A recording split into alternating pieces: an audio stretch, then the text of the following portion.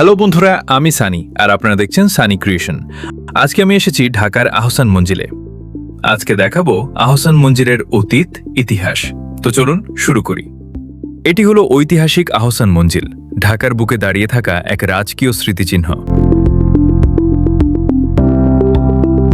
বুড়িগঙ্গা নদীর তীরে অবস্থিত এই প্রাসাদটি নির্মিত হয় ঊনবিংশ শতাব্দীতে। এটি ছিল ঢাকার নবাবদের বাসভবন ও প্রশাসনিক কেন্দ্র। আহসান মঞ্জিলের নামকরণ করা হয় নবাব খাজা আহসানুল্লাহর নাম অনুসারে। এর স্থাপত্যশৈলীতে মুঘল ও ইউরোপীয় নকশার অপূর্ব সংমিশ্রণ দেখা যায়। গোলাপি রঙের এই প্রাসাদটি তাই পিঙ্ক প্যালেস নামেও পরিচিত। 1888 সালে এক ভয়াবহ টর্নেডোতে ভবনটি ক্ষতিগ্রস্ত হয়।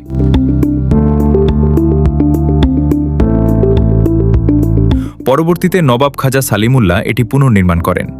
এই প্রাসাদ থেকেই ব্রিটিশ আমলে বাংলার বহু গুরুত্বপূর্ণ রাজনৈতিক সিদ্ধান্ত নেওয়া হয়েছিল। 1985 সালে এটি জাদুঘর হিসেবে সাধারণ মানুষের জন্য উন্মুক্ত করা হয়।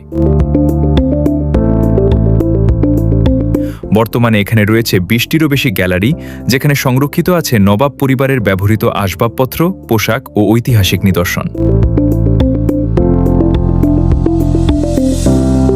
আহসান মঞ্জিল শুধু একটি প্রাসাদ নয়, এটি ঢাকার ইতিহাস, ঐতিহ্য ও গৌরবের এক জীবন্ত সাক্ষী। তো বন্ধুরা, আজকে এই পর্যন্ত। সবাই ভালো থাকবেন, সানি ক্রিয়েশনের পাশে থাকবেন। আল্লাহ হাফেজ।